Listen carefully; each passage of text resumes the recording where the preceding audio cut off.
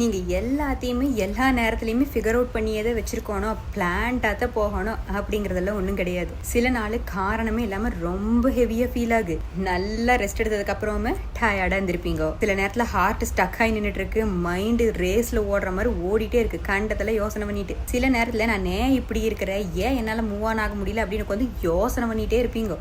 Maybe எல்லாத்துக்கும் அந்த மொமெண்ட்லேயே உங்களுக்கு ஆன்சர் தெரிஞ்சே ஆகணுங்கிறதெல்லாம் கிடையாது. நீங்கள் அப்போ பண்ண வேண்டியதெல்லாம் ஒரே விஷயம் தான். நீங்கள் என்ன ஃபீல் பண்ணுறீங்களோ அதை ஃபேஸ் பண்ணுங்க, அதுலேருந்து ஓடாதீங்கோ, அதுலேருந்து டிஸ்ட்ராக்ட் ஆகாதீங்கோ. ஜஸ்ட் அது என்ன ஃபீலிங்கோ சிட் வித் இட்.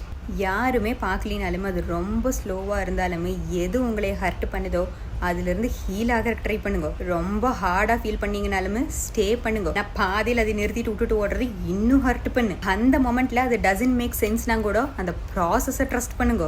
ஏன்னா இன்னைக்கு அது உங்களுக்கு கண்ணுக்கு தெரியலனா கூட அது உங்களை ஒரு இடத்துக்கு கூட்டிகிட்டு போகும். ஜஸ்ட் ஒரு சின்ன ஸ்டெப்பை எடுத்து வைங்க, அதுக்கப்புறம் அடுத்தது எடுத்து வைக்கலாம். ஏன்னா ஒரு நாள் உட்காந்து நீங்கள் திரும்பி பார்க்கல, நீங்கள் எல்லாத்துக்குமே பக்காவாக பிளான் பண்ணி ஃபிகர் அவுட் பண்ணி வச்சிருக்காம இருந்திருந்தாங்க கூட நீங்கள் அங்கே போய் சேர்ந்துருப்பீங்க. ஏன்னா நம்ம எல்லாத்தையும் பிளான் பண்ணி தான் வச்சிருக்கணும், எல்லாத்தையும் அதுவே ஸ்டெப் பை ஸ்டெப்பாகவே தான் போயிட்டு இருக்கணும். எங்கேயும் ஸ்டக் ஆகி நிற்கக்கூடாது, சும்மா சப்வே சர்ஃபர்ஸ் மாதிரி ஓடிட்டே இருக்கணும்னா கண்டிப்பாக யாராலையும் முடியாது. எல்லாரும் ஒரு ஃபேஸில் ஸ்டக் ஆக தான் செய்வோம், ஸ்லோ ஆக தான் செய்வோம், லேக் ஆக தான் செய்வோம். நான் அப்படின்னு சில நாள் இருக்க தான் செய்ய அப்படின்னு அக்செப்ட் பண்ணிவிட்டு ஒரு சின்ன ஸ்டெப்பாக எடுத்து வச்சு முன்னேறி போயிட்டே இருங்கோ. சரிலோ.